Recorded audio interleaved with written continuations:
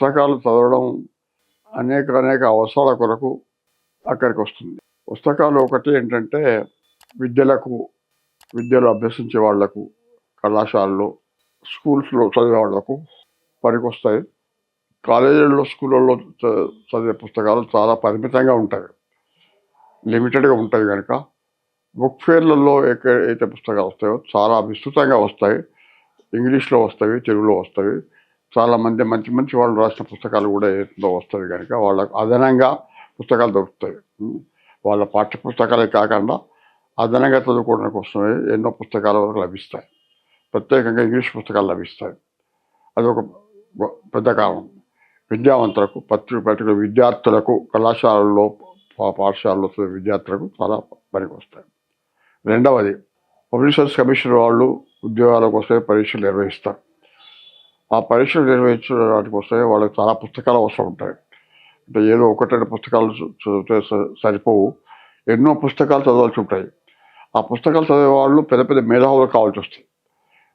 చరిత్రకారులు, మేధావులు, బాగా చదువుకున్న వాళ్ళు, తెలిసిన వాళ్ళు చదివిన పుస్తకాలు చదివితే వాళ్ళకు పరిజ్ఞానం అబ్బుతుంది. అప్పుడు ఉద్యోగాలకు చెందిన పరీక్షలు బాగా రాయగలుగుతారు. ఆ పరీక్షల్లో బాగా చెప్పగలుగుతారు. వాళ్ళు పరీక్షల్లో ఏదైతే ప్రశ్నలు వేస్తారో ఆ ప్రశ్నలకు వీళ్ళు జవాబులు చెప్పడానికి వీలు పడుతుంది. అట్లా ఏంటంటే ఈ బుక్ ఫేర్స్ ఏవైతే పెడతారో దాంట్లో అలాంటి పుస్తకాలు చాలా వస్తాయి.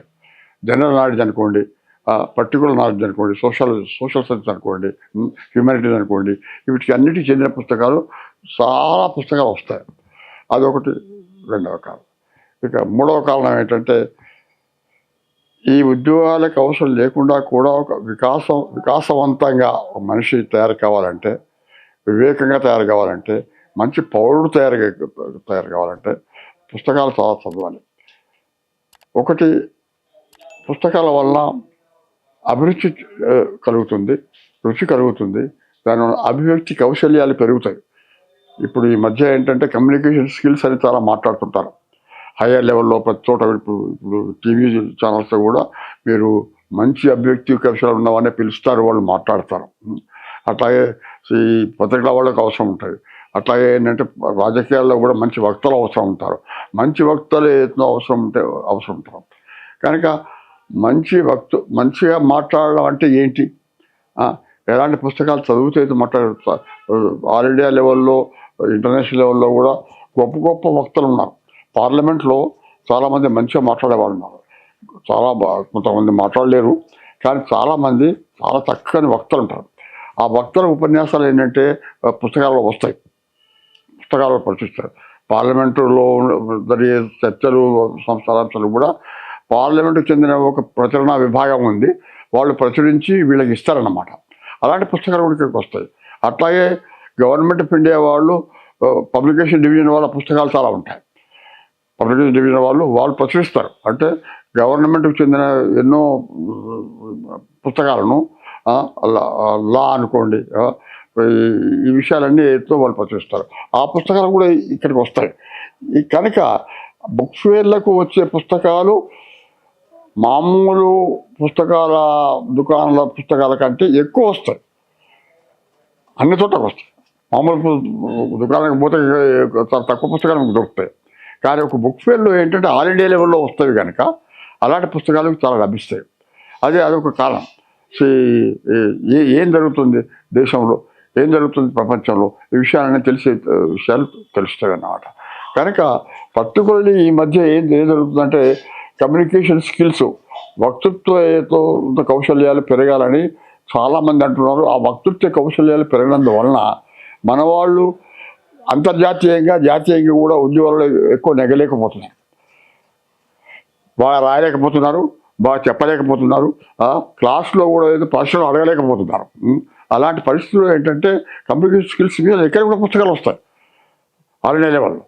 ఆ పుస్తకాలు చదువుకోవాలి కదా వీళ్ళు, కనుక ఆ పుస్తకాలు కూడా లభిస్తాయి. అట్లా నవలలు లభిస్తాయి, డ్రామాలు లభిస్తాయి, మీకు ఎస్సేస్ లభిస్తాయి, పొయిటరీ లభిస్తుంది, మ్యూజిక్. కనుక విస్తృతంగా అన్ని రంగాలకు చెందిన పుస్తకాలు వస్తాయి. ఇక్కడ అన్ని రంగాలకు పుస్తకాలు వచ్చి ఎక్కడ ఉంటుంది మీకు? పుస్తకాల షాప్కి పోతే లిమిటెడ్ టెక్స్ట్ బుక్స్ దొరుకుతాయి కనుక. కానీ బుక్ ఫేర్లో అట్లా కాదు కదా.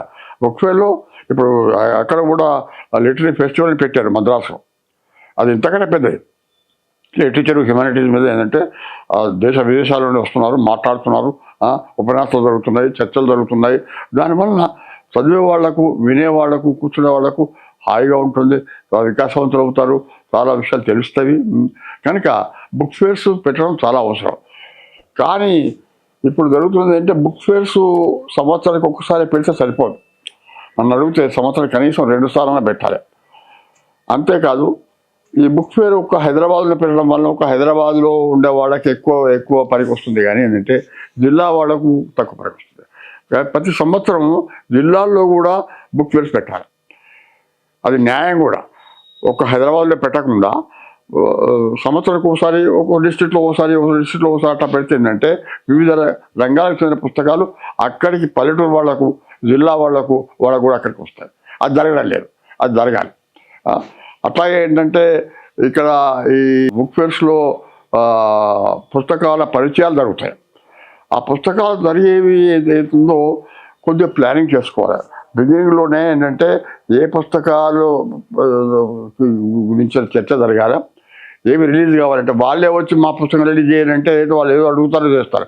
కానీ బుక్ ఫేర్ వాళ్ళు కూడా ఏ పుస్తకాలకు చెందిన చర్చ జరగాల, ఏ పుస్తకాలకు చెందిన ఉపన్యాసం ఇవ్వాలన్నది ప్లాన్ చేసుకోవాలి. వాళ్ళే చెప్పాలి ఏ పుస్తకాలకు చెందిన చర్చ జరుగుతుంది. అప్పుడు ఏమవుతుందంటే చాలామంది వస్తారు. నేను పుస్తకం దర్శనానికి అనుకోండి, నాకు చెందిన వాళ్ళే వస్తారు అంతే. కానీ బుక్ ఫేర్ వాళ్ళు ప్లాన్ చేసేట్టుగా ఉంటే ఏమవుతుందంటే మంచి వాళ్ళు వినడానికి వస్తారు. అదొకటి కార్యక్రమం యాడ్ చేయాలి. అది జరగడం లేదు, అది జరగాలి. రెండవది ఏంటంటే పుస్తకాలకు చెందిన ఈ స్పేస్ ఉన్నదే అక్కడికి వస్తే ఆ చుట్టూగా ఉన్న